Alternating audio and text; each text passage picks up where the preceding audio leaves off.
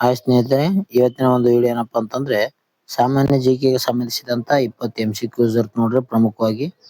ಪ್ರಮುಖವಾಗಿ ಇಲ್ಲಿ GPA star PC 2026 ಯಾರು ತಯಾರು ನಡೆಸ್ತಿದ್ರು ಅವರಿಗಾಗಿ ಈ ಒಂದು ವಿಡಿಯೋ ಇರ್ತದೆ. ಜೊತೆಗೆ ಎಲ್ಲಾ ಒಂದು ಕಾಂಪಿಟೇಟಿವ್ ಎಕ್ಸಾಮ್ ಕೂಡ ಇದು ಸಹಕಾರಿಯಾಗಿದೆ ನೋಡಿ. ಓಕೆ, ತಪ್ಪದೇ ಕೊನೆವರೆಗೂ ವಿಡಿಯೋ ನೋಡಿ ಸ್ನೇಹಿತರೆ. ಮುಂದೆ ಬರುವಂತ ಪರೀಕ್ಷೆಗಳಿಗೆ ಇದು ಉಪಯುಕ್ತವಾದಂತ ಒಂದು ವಿಡಿಯೋ ಅಂತ ಹೇಳಬಹುದು. ಬನ್ನಿ ಶುರು ಮಾಡೋಣ. ಮೊದಲನೇ ಒಂದು ಪ್ರಶ್ನೆ ಬಂದಿದೆ ನೋಡಿ. ಮೊದಲನೇ ಒಂದು ಪ್ರಶ್ನೆ, ಕರ್ನಾಟಕ ರಾಜ್ಯದ ಏಕೀಕರಣವಾದ ವರ್ಷ ಯಾವುದು ಅಂತ ಕೊಟ್ಟಿದ್ದಾರೆ. ಕರ್ನಾಟಕ ರಾಜ್ಯ ಏಕೀಕರಣವಾದಂತ ವರ್ಷ ಯಾವುದು? ಇದಕ್ಕೆ ಸರಿಯಾದ ಉತ್ತರ ಆಪ್ಷನ್ ಸಿ ನೋಡಿ. 1956ರಲ್ಲಿ ಕರ್ನಾಟಕ ರಾಜ್ಯ ಏಕೀಕರಣ ಆಗುತ್ತೆ. ಓಕೆ, 1956ರಲ್ಲಿ ಏಕೀಕರಣ ಆಗುತ್ತೆ ಅಂತ ಹೇಳ್ಬೋದು. ಓಕೆ, 1956 ನವೆಂಬರ್ 1ರಂದು ಏನಾಗ್ತಂದ್ರೆ ಭಾಷಾವರ ಪ್ರಾಂತ್ಯದ ಆಧಾರದ ಮೇಲೆ ಮೈಸೂರು ರಾಜ್ಯವಾಗಿ ಏಕೀಕರಣಗೊಳ್ಳುತ್ತದೆ. ನಂತರ ದಿನಗಳಲ್ಲಿ ಡಿ ದೇವರಾಜ ಅವರ ಕಾಲದಲ್ಲಿ 1973 ನವೆಂಬರ್ 1ನೇ ತಾರೀಕು ಏನಾಗ್ತಂದ್ರೆ ಮೈಸೂರು ರಾಜ್ಯಕ್ಕೆ ಕರ್ನಾಟಕ ಎಂದು ಮರುನಾಮಕರಣ ಮಾಡಲಾಗುತ್ತದೆ. ಯಾವಾಗ? 1973 ನವೆಂಬರ್ 1ನೇ ತಾರೀಕು. ಅದಕ್ಕಾಗಿ ಪ್ರತಿ ಒಂದು ವರ್ಷ ನವೆಂಬರ್ 1ರಂದು ಕರ್ನಾಟಕ ರಾಜ್ಯೋತ್ಸವ ದಿನವನ್ನು ಆಚರಣೆ ಮಾಡಲಾಗುತ್ತದೆ. ನೆಕ್ಸ್ಟ್ ಪ್ರಶ್ನೆ, ಕರ್ನಾಟಕದ ಮೊದಲ ಮುಖ್ಯಮಂತ್ರಿ ಯಾರು? ಅಂದ್ರೆ ಮೈಸೂರು ರಾಜ್ಯದ ಮೊದಲ ಮುಖ್ಯಮಂತ್ರಿ ಯಾರಾಗಿದ್ರು ಅಂತ ಇಲ್ಲಿ ಕೊಟ್ಟಿದ್ದಾರೆ. ಇದಕ್ಕೆ ಸರಿಯಾದ ಉತ್ತರ ಆಪ್ಷನ್ಸ್ ಬಿ ನೋಡಿ, K Chengalraya Reddy. Okay, KC Reddy ಅಂತ ಇವರಿಗೆ ಕರೆಯುತ್ತಾರೆ ನೋಡ್ರಿ. ಕೆ ಚೆಂಗಲ್ರಾಯ್ ರೆಡ್ಡಿ ಅವರು ಸ್ವಾತಂತ್ರ್ಯ ನಂತರ ಮೈಸೂರು ರಾಜ್ಯದ ಮೊದಲ ಮುಖ್ಯಮಂತ್ರಿ ಆಗಿರ್ತಾರೆ. ಯಾವಾಗಪ್ಪ ಅಂತಂದ್ರೆ 1947ರಿಂದ 1952ರವರೆಗೂ ಇವರೊಂದು ರಾಜ್ಯದ ಒಂದು ಪ್ರಜಾಸತ್ತಾತ್ಮಕ ಆಡಳಿತದ ಅಡಿಪಾಯ ಆಗ್ತಾರಂತ ಹೇಳ್ಬೋದು. ಯಾರು? KC ರೆಡ್ಡಿ ಅಂತ ನಾವು ಕರಿತೀವಿ. ಕೆ ಚೆಂಗಲ್ರಾಯ್ ರೆಡ್ಡಿ ಇವರು ಮೈಸೂರು ರಾಜ್ಯದ ಮೊದಲ ಮುಖ್ಯಮಂತ್ರಿ. ನೆಕ್ಸ್ಟ್ ಪ್ರಶ್ನೆ, ಪ್ರಸಿದ್ಧ ಜೋಗ ಜಲಪಾತವು ಯಾವ ನದಿಯಿಂದ ಸೃಷ್ಟಿಯಾಗಿದೆ ಅಂತ ಕೊಟ್ಟಿದ್ದಾರೆ. ಜೋಗ ಜಲಪಾತವು ಯಾವ ಒಂದು ನದಿಯಿಂದ ಸೃಷ್ಟಿಯಾಗಿದೆ? ಇದಕ್ಕೆ ಸರಿಯಾದ ಉತ್ತರ ಆಪ್ಷನ್ಸ್ ಬಿ ನೋಡಿ, ಶರಾವತಿ ನದಿಯಿಂದ ಜೋಗ ಜಲಪಾತ ಶಿವಮೊಗ್ಗದಲ್ಲಿ ಸೃಷ್ಟಿಯಾಗಿದೆ ಅಂತ ಹೇಳ್ಬೋದು. ಓಕೆ, 253 ಮೀಟರ್ ಅಷ್ಟು ಇದು ಮೇಲಿಂದ ಧುಮುಕ್ತದೆ. ಓಕೆ, ಶರಾವತಿ ನದಿಯಿಂದ ಇದು ನೋಡಿ ಜೋಗ ಜಲಪಾತ ಶಿವಮೊಗ್ಗದಲ್ಲಿ ಇದು ಕಂಡು ಬರ್ತದೆ. ಓಕೆ, ಜೋಗ ಜಲಪಾತವು ಅಥವಾ ಗೇರುಸೊಪ್ಪೆ ಜಲಪಾತ ಅಂತ ಕರಿತಾರೆ ನೋಡ್ರಿ. ಗೇರುಸೊಪ್ಪೆ ಜಲಪಾತ ಎಂದು ಯಾವ್ದು ಕರಿತಾರೆ ಅಂದ್ರೆ ಈ ಒಂದು ಜೋಗ ಜಲಪಾತಕ್ಕೆ ಕರಿತಾರೆ. ಇದು ಶಿವಮೊಗ್ಗ ಜಿಲ್ಲೆಯ ಒಂದು ಸಾಗರ ತಾಲೂಕಿನಲ್ಲಿ ಶರಾವತಿ ನದಿಗೆ ಅಡ್ಡಲಾಗಿ ನಿರ್ಮಾಣವಾಗಿದೆ.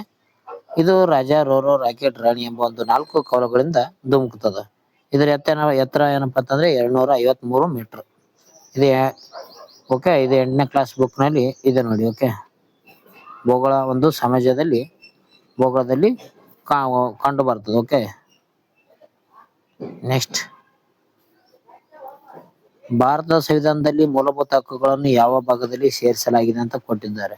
ನೋಡಿ ಸ್ನೇಹಿತರೆ, ನಾನು ಸಂವಿಧಾನಕ್ಕೆ ಸಂಬಂಧಿಸಿದಂತೆ ಈಗ ಆಲ್ರೆಡಿ ಚಾಪ್ಟರ್ ವೈಸ್ ವಿಡಿಯೋ ಕೂಡ ಮಾಡಿದ್ದೀನಿ. ಅದು ಯಾರು ನೋಡಿಲ್ಲ ಪ್ಲೇ ಲಿಸ್ಟ್ ಅಲ್ಲಿ ಇದೆ, ಹೋಗಿ ನೋಡ್ಕೊಳ್ಳಿ. ಓಕೆ, ಭಾರತದ ಸಂವಿಧಾನದ ಮೂಲಭೂತ ಹಕ್ಕುಗಳನ್ನು ಯಾವ ಭಾಗದಲ್ಲಿ ಸೇರಿಸಲಾಗಿದೆ ಅಂತ ಕೊಟ್ಟಿದ್ದಾರೆ.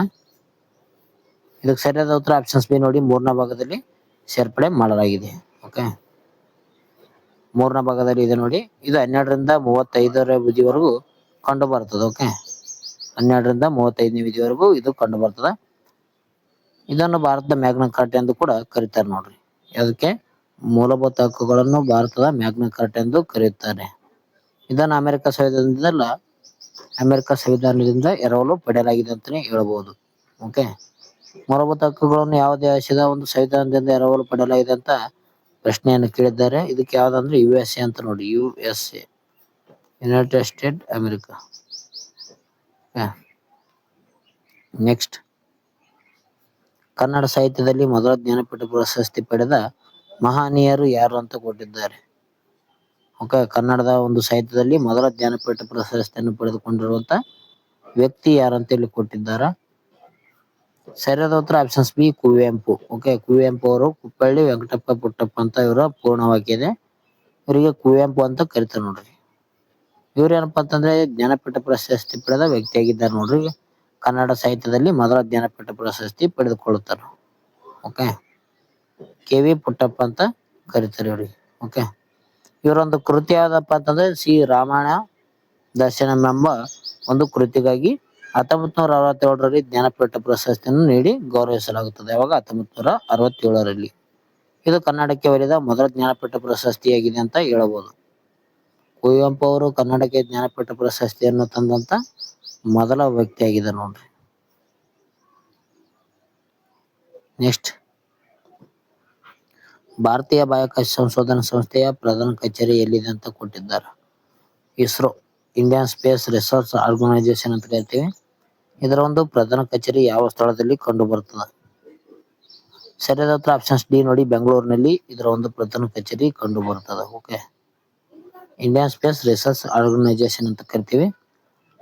ಇದನ್ನು ಯಾವಾಗ ಸ್ಥಾಪನೆ ಮಾಡ್ತಾರೆ ಅಂದ್ರೆ 1969 ಆಗಸ್ಟ್ 15ರಂದು ಸ್ಥಾಪನೆ ಮಾಡಲಾಗುತ್ತದೆ. ಓಕೆ, ಇದಕ್ಕೆ ದುಡಿದಂತ ವ್ಯಕ್ತಿ ಯಾರಪ್ಪ ಅಂತಂದ್ರೆ ವಿಕ್ರಮ್ ಸಾರಾಭಾಯ್ ಅವರ ಒಂದು ಪ್ರಯತ್ನದಿಂದ ಸ್ಥಾಪನೆ ಮಾಡಲಾಗುತ್ತದೆ ನೋಡ್ರಿ. 1969 ಆಗಸ್ಟ್ 15ನೇ ತಾರೀಕು.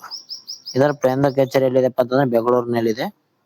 ಇದರ ಪ್ರಸ್ತುತ ಅಧ್ಯಕ್ಷರು ಯಾರಿದ್ದಾರಂತ ಕಮೆಂಟ್ ಮಾಡಿ. ಮೊದಲು ಯಾರಿದ್ರು? ಸೋಮನಾಥ್ ಅವರು ಇದ್ರು, ಎಸ್ ಸೋಮನಾಥ್. ಈಗ ಚೇಂಜ್ ಆಗಿದ್ದಾರೆ ಅಂತ ಅನ್ಕೊಂತೀನಿ. ನೆಕ್ಸ್ಟ್, ವಿಟಮಿನ್ ಸಿ ಕೊರತೆಯಿಂದ ಮನುಷ್ಯನಲ್ಲಿ ಯಾವ ರೋಗ ಬರುತ್ತದೆ ಅಂತ ಕೊಟ್ಟಿದ್ದಾರೆ. ನೋಡಿ, ವಿಟಮಿನ್ಸ್ ಬಗ್ಗೆ ಕೂಡ ವಿಡಿಯೋವನ್ನು ಮಾಡಿದ್ದೀನಿ, ಅದು ಯಾರು ನೋಡಿಲ್ಲ ನೋಡ್ಕೊಳ್ರಿ. ವಿಟಮಿನ್ ಸಿ ಕೊರತೆಯಿಂದ ಬರುವಂತ ರೋಗ ಯಾವುದು? ಇದಕ್ಕೆ ಸರಿಯಾದ ಉತ್ತರ ಆಪ್ಷನ್ ಸಿ ನೋಡಿ, ಸ್ಕರ್ವಿ ರೋಗ ಬರ್ತದೆ. ವಿಟಮಿನ್ ಸಿ ಇಂದ ಯಾವ ರೋಗ ಬರ್ತದೆ?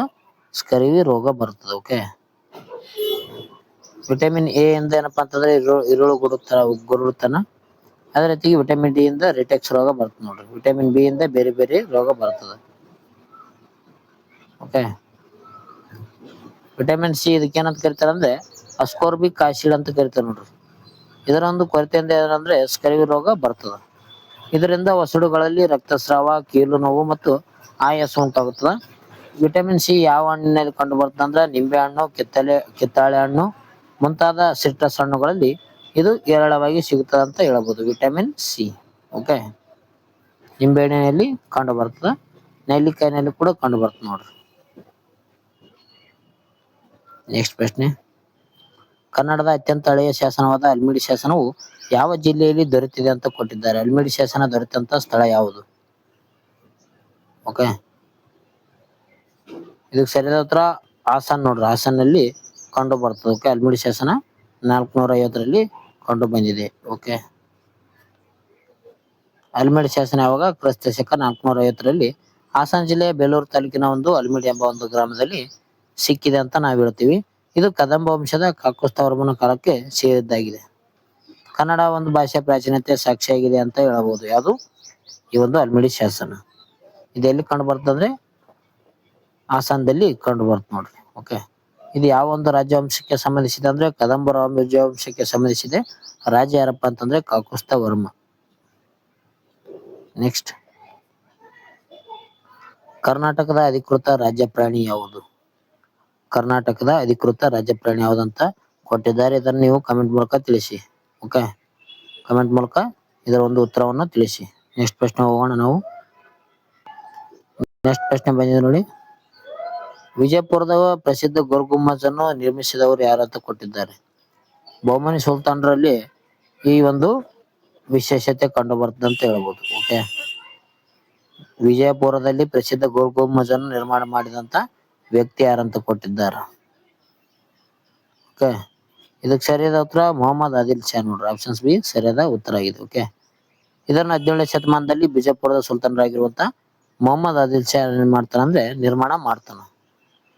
ಇದು ಜಗತ್ತಿನ ಅತಿ ದೊಡ್ಡ ಗುಮ್ಮಟಗಳಲ್ಲಿ ಒಂದಾಗಿದೆ. ಇದು ತನ್ನ ಪಿಸು ಮಾತಿನ ಗ್ಯಾಲರಿಗೆ ಹೆಸರುವಾಸಿಯಾಗಿದೆ ಅಂತ ಹೇಳ್ಬೋದು. ಓಕೆ, ಪಿಸು ಮಾತಿನ ಗ್ಯಾಲರಿಗೆ ಹೆಸರುವಾಸಿಯಾಗಿರುವಂತ ಒಂದು ಗುಮ್ಮಟ ಅಂತ ಹೇಳ್ತೀವಿ. ಗೋಲ್ ಗುಂಬಜ್ ಬಿಜಾಪುರ್ನಲ್ಲಿ ಕಂಡು ಬರ್ತದ. ಇದು ಮೊಹಮ್ಮದ್ ಆದಿಲ್ ಶಾ ಏನ್ ಮಾಡ್ತಾನಂದ್ರೆ ನಿರ್ಮಾಣ ಮಾಡ್ತಾನ. ನೆಕ್ಸ್ಟ್, ಕನ್ನಡದ ಉಪಲಬ್ಧ ಇರುವಂತ ಅತ್ಯಂತ ಹಳೆಯ ಗ್ರಂಥ ಕವಿರಾಜ ಮಾರ್ಗವನ್ನು ರಚಿಸಿದವರು ಯಾರಂತ ಕೊಟ್ಟಿದ್ದಾರೆ. ಇದನ್ನು ಕೂಡ ಕ್ವಶನ್ ನಂಬರ್ 2 ಆಗಿದೆ. ಇದನ್ನು ನೀವು ಕಮೆಂಟ್ ಮೂಲಕ ತಿಳಿಸಿ. ಕವಿರಾಜ ಮಾರ್ಗವನ್ನು ಮತ್ತು ಬರೆದವರು ಯಾರು ಅಂತ ಕೊಟ್ಟಿದ್ದಾರೆ. ಕಮೆಂಟ್ ಮೂಲಕ ತಿಳಿಸಿ. ಕ್ವಶನ್ 2 ಅಂತ ಹಾಕಿ ನೆಕ್ಸ್ಟ್ ಪ್ರಶ್ನೆ ಹೋಗೋಣ. ನೆಕ್ಸ್ಟ್ ಪ್ರಶ್ನೆ ಬಂದಿದೆ, ಪ್ರಸ್ತುತ ಅಂದ್ರೆ 2024ರ ಒಂದು ಪ್ರಕಾರ ಕರ್ನಾಟಕದಲ್ಲಿ ಒಟ್ಟು ಎಷ್ಟು ಜಿಲ್ಲೆಗಳಿವೆ ಅಂತ ಕೊಟ್ಟಿದ್ದಾರೆ ನೋಡ್ರಿ. ಜಿಲ್ಲೆಗಳು ಕೂಡ ಕೇಳ್ತಾರೆ ನೋಡ್ರಿ ಪರೀಕ್ಷೆಯಲ್ಲಿ. ಸರಿಯಾದ ಉತ್ತರ ಯಾವ್ದಂದ್ರೆ 31 ಜಿಲ್ಲೆಗಳು ಪ್ರಸ್ತುತ ಕರ್ನಾಟಕದಲ್ಲಿ ಕಂಡು ಬರ್ತಾವೆ. ಓಕೆ, 2021ರಲ್ಲಿ ಬಳ್ಳಾರಿ ಜಿಲ್ಲೆ ಏನಪ್ಪಾ ಅಂತಂದ್ರೆ ಬಳ್ಳಾರಿ ಜಿಲ್ಲೆಯಿಂದ ವಿಜಯನಗರ ಏನಪ್ಪಾ ಅಂತಂದ್ರೆ ವಿಭಜನೆ ಆಗ್ತದ. ಇದು 31ನೇ ಹೊಸ ಜಿಲ್ಲೆಯಾಗಿ ರಚನೆ ಆಗ್ತದೆ. ಯಾವಾಗ 2021ರಲ್ಲಿ. ಇದರ ಒಂದು ಕೇಂದ್ರ ಕಚೇರಿ ಹೊಸಪೇಟೆಯಲ್ಲಿ ಕಂಡು ಬರ್ತದೆ ಅಂತ ಹೇಳ್ಬೋದು. 31ನೇ ಜಿಲ್ಲೆ ಯಾವ್ದಂತ ಕೂಡ ಪ್ರಶ್ನೆ ಆಗಿದೆ. ಯಾವ್ದಪ್ಪ ಅಂತಂದ್ರೆ ವಿಜಯನಗರ. ವಿಜಯನಗರ ಏನಪ್ಪಾ ಅಂತಂದ್ರೆ ಪ್ರಸಿದ್ಧ ಆಗಿದೆ ನೋಡಿ. ಓಕೆ, ವಿಜಯನಗರ ಒಂದು ಸಾಮ್ರಾಜ್ಯಕ್ಕೆ ವಿಜಯನಗರ ಪ್ರಸಿದ್ಧ ಆಗಿದೆ. ನೆಕ್ಸ್ಟ್, ಭಾರತೀಯ ರಿಸರ್ವ್ ಬ್ಯಾಂಕ್ ಸ್ಥಾಪನೆಯಾದ ವರ್ಷ ಯಾವ್ದಂತ ಕೊಟ್ಟಿದ್ದಾರೆ. ಈ ಪ್ರಶ್ನೆ ಪ್ರಮುಖವಾಗಿರುತ್ತೆ ನೋಡ್ರಿ ಪರೀಕ್ಷೆಯಲ್ಲಿ. ಭಾರತೀಯ ರಿಸರ್ವ್ ಬ್ಯಾಂಕ್ ಸ್ಥಾಪನೆ ಆದಂತ ವರ್ಷ ಯಾವ್ದಂತ 2025 ನಡೆದಂತ TET ಪರೀಕ್ಷೆಯಲ್ಲಿ ಕೇಳಿದ್ರು. ಓಕೆ, ಭಾರತೀಯ ರಿಸರ್ವ್ ಬ್ಯಾಂಕ್ ಸ್ಥಾಪನೆ ಆದಂತ ವರ್ಷ ಯಾವ್ದಂತ ಕೇಳಿದ್ರು ಇಲ್ಲಿ. ಇದಕ್ಕೆ ಸರಿಯಾದ ಉತ್ತರ 1935 ನೋಡ್ರಿ.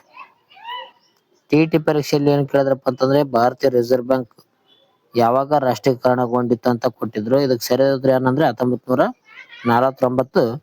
ಅದರ ಒಂದು ಸಮಯದಲ್ಲಿ ಏನಪ್ಪಾ ಅಂತಂದ್ರೆ ರಾಷ್ಟ್ರೀಕರಣ ಹೊಂದುತ್ತದೆ. ಓಕೆ, ರಾಷ್ಟ್ರೀಕರಣ ಆಗಿದ್ದು 1949ರಲ್ಲಿ, ಸ್ಥಾಪನೆ ಆಗಿದ್ದು 1935ರಲ್ಲಿ. Okay, Reserve Bank of India ಅಂತ ಕರಿತಾರೆ ನೋಡ್ರಿ. 1934ರ ಒಂದು ಕಾಯ್ದೆ ಅಡಿಯಲ್ಲಿ ಏಪ್ರಿಲ್ 1ರಂದು 1935ರಂದು ಸ್ಥಾಪನೆ ಮಾಡಲಾಗ್ತದೆ RBI. ಇದನ್ನ 1949ರಲ್ಲಿ ರಾಷ್ಟ್ರೀಕರಣಗೊಳಿಸಲಾಗ್ತದೆ. ಇದೇ ಒಂದು ಪ್ರಶ್ನೆ TET ಪರೀಕ್ಷೆಯಲ್ಲಿ ಕೇಳಿದ್ರು 2025ರಲ್ಲಿ. ಓಕೆ, ನೆಕ್ಸ್ಟ್, ವಿಶ್ವ ಪರಿಸರ ದಿನವನ್ನು ಯಾವಾಗ ಆಚರಿಸಲಾಗುತ್ತದೆ ಅಂತ ಕೊಟ್ಟಿದ್ದಾರೆ. ಕ್ವಶನ್ ನಂಬರ್ 3 ಆಗಿದೆ ನೋಡಿ. ಈ ಒಂದು ಪ್ರಶ್ನೆಗೆ ಉತ್ತರವನ್ನು ನೀವು ತಿಳಿಸಿ. ನೆಕ್ಸ್ಟ್ ಪ್ರಶ್ನೆ ಬಂದಿದೆ, ಕರ್ನಾಟಕದ ಅತ್ಯುನ್ನತ ಪರ್ವತ ಶಿಖರ ಯಾವ್ದಂತ ಕೊಟ್ಟಿದ್ದಾರೆ ನೋಡ್ರಿ. ಕರ್ನಾಟಕದ ಅತ್ಯಂತ ಒಂದು ಎತ್ತರವಾದಂತ ಪರ್ವತ ಶಿಖರ ಯಾವ್ದಂತ ಕೊಟ್ಟಿದ್ದಾರೆ. ಇದಕ್ಕೆ ಸರಿಯಾದ ಉತ್ತರ ಮುಳ್ಳಯ್ಯನಗಿರಿ. 1913 ಮೀಟರ್ ಅಷ್ಟು ಎತ್ತರವಾಗಿದೆ. ಓಕೆ, ಮುಳ್ಳಯ್ಯನಗಿರಿ ಏನಪ್ಪಾ ಅಂತಂದ್ರೆ ಪರ್ವತದ ಅತ್ಯಂತ ಎತ್ತರವಾದ ಶಿಖರವಾಗಿದೆ ನೋಡಿ. ಓಕೆ, ಇದು ಚಿಕ್ಕಮಗಳೂರು ಜಿಲ್ಲೆಯ ಚಂದ್ರದ್ರೋಣ ಪರ್ವತ ಶ್ರೇಣಿಯಲ್ಲಿ ಕಂಡು ಬರ್ತದೆ. ಇದು ಮುಳ್ಳಯ್ಯನಗಿರಿ ಕರ್ನಾಟಕದ ಅತ್ಯುನ್ನತ ಶಿಖರವಾಗಿದೆ ನೋಡಿ. ಎತ್ತರ ಸಮುದ್ರ ಮಟ್ಟದಿಂದ ಸುಮಾರು 1930 ಮೀಟರ್ ಅಷ್ಟು ಎತ್ತರವಾಗಿದೆ. ಸಾರಿ, ಅಲ್ಲ, 1913 ಬರ್ದೆ, 1930 ನೋಡ್ರಿ. ಓಕೆ, ಅಷ್ಟು ಮೀಟರ್ ಅಷ್ಟು ಎತ್ತರವಾಗಿದೆ ನೋಡಿ. 6330 ಅಡಿಯಷ್ಟು ಇದೆ. ನೆಕ್ಸ್ಟ್, ಸ್ವತಂತ್ರ ಭಾರತದ ಮೊದಲ ಮಹಿಳಾ ರಾಜ್ಯಪಾಲರು ಯಾರಂತ ಕೊಟ್ಟಿದ್ದಾರೆ. ಸ್ವತಂತ್ರ ಭಾರತದ ಮೊದಲ ಮಹಿಳಾ ರಾಜ್ಯಪಾಲರು ಯಾರಂತ ಕೊಟ್ಟಿದ್ದಾರ. ಓಕೆ, ಇದಕ್ಕೆ ಸರಿಯಾದ ಉತ್ತರ ಆಪ್ಷನ್ಸ್ ಡಿ ನೋಡಿ, ಸರೋಜಿನಿ ನಾಯ್ಡು. ಸರೋಜಿನಿ ನಾಯ್ಡು ಅವರು ಏನಪ್ಪಾ ಅಂತಂದ್ರೆ ಭಾರತ ಮಹಿಳಾ ರಾಜ್ಯಪಾಲರಾಗಿ ನೇಮಕವಾಗುತ್ತಾರೆ. ಓಕೆ, ಇವರನ್ನು ಭಾರತದ ಕೋಗಿಲೆ ಎಂದು ಕರೀತಾರೆ ನೋಡ್ರಿ. ಓಕೆ, ಭಾರತ ಕೋಗಿಲೆ ಎಂದು ಯಾರ ಕರೀತಾರೆ ಅಂದ್ರೆ ಸರೋಜಿನಿ ನಾಯ್ಡು ಅವರನ್ನು ಭಾರತದ ಕೋಗಿಲೆ ಎಂದು ಕರೀತಾರೆ. ಇವ್ರು ಏನಪ್ಪಾ ಅಂತಂದ್ರೆ 1947ರಲ್ಲಿ ಉತ್ತರ ಪ್ರದೇಶದ ರಾಜ್ಯಪಾಲರಾಗುವ ಮೂಲಕ ದೇಶದ ಮೊದಲ ಮಹಿಳಾ ರಾಜ್ಯಪಾಲರಾಗಿರ್ತಾರೆ. ಓಕೆ, ಯುನೈಟೆಡ್ ಪ್ರಾವಿನ್ಸ್ ಅಂತ ಕೇಳ್ತೀವಿ. ಉತ್ತರ ಪ್ರದೇಶಕ್ಕೆ ಏನಂತ ಕರಿತಿದ್ರು ಅವಾಗ ಯುನೈಟೆಡ್ ಪ್ರಾವಿನ್ಸ್ ಅಂತ ಕರಿತಿರ್ತಾರೆ ನೋಡ್ರಿ. ಸರೋಜಿನಿ ನಾಯ್ಡು ಅವರು ಯಾವ ಒಂದು ರಾಜ್ಯದ ರಾಜ್ಯಪಾಲರಾದರು ಅಂತ ಕೂಡ ಪ್ರಶ್ನೆ ಕೇಳುವಂತ ಸಾಧ್ಯತೆ ಇರ್ತದ. ಉತ್ತರ ಪ್ರದೇಶದ ರಾಜ್ಯದ ರಾಜ್ಯಪಾಲರಾಗಿರ್ತಾರೆ ನೋಡ್ರಿ. ನೆಕ್ಸ್ಟ್, ಐತಿಹಾಸಿಕ ಗಾಂಧಿ ಇರ್ವಿನ್ ಒಪ್ಪಂದ ಯಾವ ವರ್ಷದಲ್ಲಿ ನಡೆಯಿತು ಅಂತ ಕೊಟ್ಟಿದ್ದಾರೆ. ಗಾಂಧಿ ಇರ್ವಿನ್ ಒಪ್ಪಂದ ಆಗುತ್ತದ. ಇದು ಇತಿಹಾಸದಲ್ಲಿ ಕಂಡು ಬರ್ತದೆ ನೋಡ್ರಿ. ಓಕೆ, ಗಾಂಧಿ ಇರ್ವಿನ್ ಒಪ್ಪಂದ 1931ರಲ್ಲಿ ಆಗುತ್ತಂತ ಹೇಳ್ಬೋದು. ಆಪ್ಷನ್ಸ್ ಬಿ ಸರಿಯಾದ ಉತ್ತರ ಏನು ನೋಡಿ. ಓಕೆ, 1931 ಮಾರ್ಚ್ 5ರಂದು ಮಹಾತ್ಮ ಗಾಂಧೀಜಿ ಮತ್ತು ಲಾರ್ಡ್ ಇರ್ವಿನ್ ನಡುವೆ ಈ ಒಂದು ರಾಜಕೀಯ ಒಪ್ಪಂದಕ್ಕೆ ಸಹಿ ಹಾಕಲಾಗುತ್ತದೆ.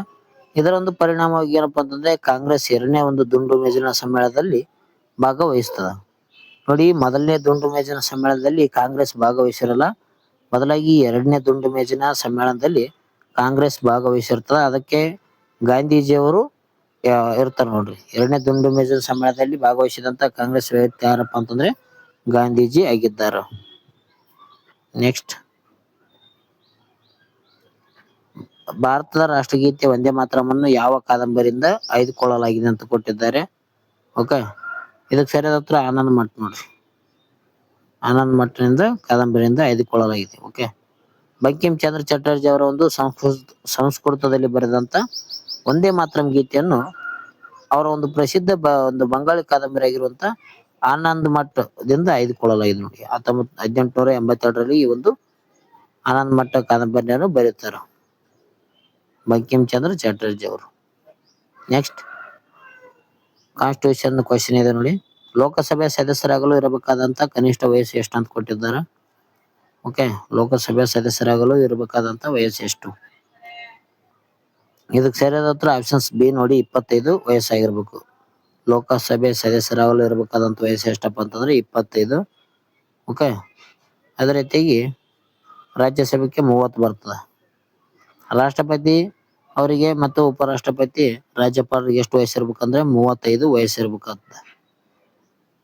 ಗ್ರಾಮ ಪಂಚಾಯತಿಯಲ್ಲಿ ಅಭ್ಯರ್ಥಿ ನಿಂದಿರ್ಬೇಕಾದ್ರೆ ವಯಸ್ಸು ಎಷ್ಟಿರ್ಬೇಕು? 21 ವಯಸ್ಸಿರ್ಬೇಕಾಗ್ತದೆ. ಓಕೆ, ಭಾರತೀಯ ಸಂವಿಧಾನದ 84 ಕ್ಲಾಸ್ ಬಿ ನಲ್ಲಿ ಏನಪ್ಪ ಅಂತಂದ್ರೆ ಅದರ ಒಂದು ಪ್ರಕಾರ ಲೋಕಸಭೆ ಅಂದ್ರೆ ಕೆಳಮನೆಯ ಸದಸ್ಯರಾಗಲು ಕನಿಷ್ಠ 20 ವಯಸ್ಸಾಗಿರ್ಬೇಕಂತ ಹೇಳ್ತದೆ. ಎಷ್ಟನೇ ವಿಧಿ? 84 ಕ್ಲಾಸ್ ಬಿ. ಅದೇ ರಾಜ್ಯಸಭೆ ಸದಸ್ಯರಾಗಲು ಎಷ್ಟಂದ್ರೆ 30 ವಯಸ್ಸಾಗಿರ್ಬೇಕು. ನೆಕ್ಸ್ಟ್, ರಕ್ತದೊತ್ತಡವನ್ನು ಅಳೆಯಲು ಬಳಸುವಂತ ವೈದ್ಯಕೀಯ ಸಾಧನ ಯಾವುದಂತ ಕೊಟ್ಟಿದ್ದಾರೆ. ಬ್ಲಡ್ ಪ್ರೆಷರ್ ಅನ್ನು ಅಳೆಯುವಂತ ವೈದ್ಯಕೀಯ ಒಂದು ಸಾಧನ ಯಾವ್ದಂತ ಕೊಟ್ಟಿದ್ದಾರೆ. ಇದಕ್ಕೆ ಸರಿಯಾದ ಉತ್ತರ ಸಿಗ್ಮಾ ಮಾನೋಮೀಟರ್ ನೋಡ್ರಿ. ಓಕೆ, ಸಿಗ್ಮಾ ಮಾನೋಮೀಟರ್ ಏನಪ್ಪಾ ಅಂತಂದ್ರೆ ಬ್ಲಡ್ ಪ್ರೆಷರ್ ರಕ್ತದೊತ್ತಡವನ್ನು BP ಅನ್ನು ಅಳೆಯುತ್ತೆ ಮಾಡ್ತದೆ. ಬ್ಲಡ್ ಪ್ರೆಷರ್ ಅಂತ ಕರಿತೀವಿ BP. ಓಕೆ, ಇದರದ್ದು ಎಷ್ಟಿರ್ಬೇಕಂದ್ರೆ 80/120 ಇರ್ಬೇಕಾದ್ ನೋಡ್ರಿ. ಓಕೆ, 80/120 ಇರ್ಬೇಕಾದ್ ಸಿಗ್ಮಾ ಮಾನೋಮೀಟರ್ ನೋಡ್ರಿ. ಓಕೆ, ರಕ್ತದೊತ್ತಡವನ್ನು ಅಳೆಯಲು ಸಿಗ್ಮಾ ಮಾನೋಮೀಟರ್ ಅನ್ನು ಬಳಕೆ ಮಾಡಲಾಗ್ತದೆ. ಆರೋಗ್ಯವಂತ ಮನುಷ್ಯನ ಸಾಮಾನ್ಯ ರಕ್ತದೊತ್ತಡ ಅಂದ್ರೆ BP ಎಷ್ಟಿರುತ್ತೆ? ಬ್ಲಡ್ ಪ್ರೆಷರ್ ಎಷ್ಟಿರುತ್ತಪ್ಪ ಅಂತಂದ್ರೆ 120/80 ಇರ್ತದೆ ನೋಡ್ರಿ. ಓಕೆ, BP ಇರ್ತದೆ. ಓಕೆ, mmHg ಆಗಿರ್ತದೆ. ಇವೇನಪ್ಪ ಅಂತಂದ್ರೆ ಪ್ರಮುಖ GK ಕ್ವಶನ್ಗಳಾಗಿದ್ದು ನೋಡ್ರಿ. ಜನರಲ್ ನಾಲೆಜ್ ಕ್ವಶನ್ಗಳಾಗಿದ್ದು ಎಲ್ಲಾ ಒಂದು ಪರೀಕ್ಷೆಗಳಲ್ಲಿ ರಿಪೀಟೆಡ್ ಪ್ರಶ್ನೆ ಆಗಿದ್ದಾವೆ. ಇಂಥ ಒಂದು ಪ್ರಶ್ನೆಗಳನ್ನು ಕೂಡ ಕೆಲವು ಜನ ಮಿಸ್ಟೇಕ್ ಮಾಡಿ ಬಂದಿರ್ತಾರೆ. ಅದಕ್ಕಾಗಿ ರಿವಿಷನ್ಗಾಗಿ ಈ ಒಂದು ವಿಡಿಯೋ ಆಗಿತ್ತು ನೋಡಿ ಸ್ನೇಹಿತರೆ. ಈ ವಿಡಿಯೋ ಇಷ್ಟ ಆಯ್ತಪ್ಪ ಅಂತಂದ್ರೆ ನೀವೇನಾದ್ರೂ ಪರೀಕ್ಷೆ ತಯಾರು ನಡೆಸ್ತಿದ್ರೆ ಅವ್ರಿಗೆಲ್ಲರಿಗೂ ಒಳ್ಳೇದಾಗ್ಲಿ ಅಂತ ನಾನು ಬಯಸ್ತೇನೆ. ಓಕೆ, ಅದರಲ್ಲಿ ಪ್ರಮುಖವಾಗಿ GPST ಪೊಲೀಸ್ ಕಾನ್ಸ್ಟೇಬಲ್ ಪರೀಕ್ಷೆ ಕರೆಯುವಂತ ಸಾಧ್ಯತೆ ಹೆಚ್ಚಾಗಿರುವುದ ಕಾರಣ ಅದಕ್ಕಾಗಿ ವಿಡಿಯೋ ಮಾಡಲಾಗಿದೆ ನೋಡಿ. ಓಕೆ, ಜನರಲ್ ನಾಲೆಜ್ ವಿಡಿಯೋ ಇದಾಗಿತ್ತು. ಮುಂದೆ ಬರುವಂತ ಒಂದು ವಿಡಿಯೋಗಳನ್ನು ಕೂಡ ನಾವು ಮಾಡೋಣ. ಓಕೆ, ಪ್ರಮುಖವಾಗಿ ಇಲ್ಲಿ GPST ಮಾಡೋಣ. GPST ಅಭ್ಯರ್ಥಿಗಳಿಗಾಗಿ ವಿಡಿಯೋ ಮಾಡೋಣ. ಜೊತೆಗೆ ಪೊಲೀಸ್ ಕಾನ್ಸ್ಟೇಬಲ್ PC PSI ಯಾರು ಓದ್ತಿದ್ರೆ ಅವ್ರಿಗೂ ಕೂಡ ಇರ್ತದ ನೋಡ್ರಿ. ಅಂದ್ರೆ ಸಬ್ಜೆಕ್ಟ್ ಸೇಮ್ ಆಗಿರ್ತದ. ಅದಕ್ಕಾಗಿ ಇಲ್ಲಿ GPST ಅಲ್ಲಿ ಸ್ವಲ್ಪ ಸೈಕಾಲಜಿದ ಒಂದು ಬಂದಿರ್ತದ ವಿಷಯ. PC ಅಂದ್ರೆ ಏನಂದ್ರೆ GK ಇರ್ತದ. ಬರೀ GK ಕ್ವಶನ್ಗಳು PC ಗೆ ಸಂಬಂಧಿಸಿರ್ತದೆ ನೋಡ್ರಿ. ಓಕೆ, ವಿಡಿಯೋನ ಮಿಸ್ ಮಾಡಕ್ ಹೋಗ್ಬೇಡಿ ಸ್ನೇಹಿತರೆ. ಎಲ್ಲ ವಿಡಿಯೋನ ಸರಿಯಾದ ರೀತಿಯಲ್ಲಿ ನೋಡ್ಕೊಳ್ಳಿ. ನಿಮ್ಮ ಒಂದು ಪರೀಕ್ಷೆಯಲ್ಲಿ ಅದ್ದೂರಿಯಾಗಿ ಜಯನ ಗಳಿಸಿ. ಓಕೆ, ಇಲ್ಲಿ ತನಕ ಒಂದು ವಿಡಿಯೋ ನೋಡೋದಕ್ಕಾಗಿ ಎಲ್ಲರಿಗೂ ಧನ್ಯವಾದಗಳು. ವಿಡಿಯೋ ಇಷ್ಟ ಆಯ್ತಪ್ಪ ಅಂತಂದ್ರೆ ಸಬ್ಸ್ಕ್ರೈಬ್ ಆಗಿ ಲೈಕ್ ಮಾಡ್ರಿ. ನಾವೇನು ಕ್ವಶನ್ ಕೊಟ್ಟಿದ್ದೇವೆ ಅದಕ್ಕೆ ಸರಿಯಾದ ಉತ್ತರವನ್ನು ಹಾಕಿ. ಓಕೆ, ತಪ್ಪದೇ ವಿಡಿಯೋನ ಎಲ್ಲರಿಗೂ ಕೂಡ ಶೇರ್ ಮಾಡಿ. ಓಕೆ ಫ್ರೆಂಡ್ಸ್, ಇವತ್ತಿನ ಒಂದು ವಿಡಿಯೋನ ಇಲ್ಲಿಗೆ ಮುಗಿಸ ಮಾಡೋಣ. ಮುಂದಿನ ಒಂದು ವಿಡಿಯೋದಲ್ಲಿ ಸಿಗೋಣ. ಓಕೆ, ಟೇಕ್ ಕೇರ್, ಬಾಯ್.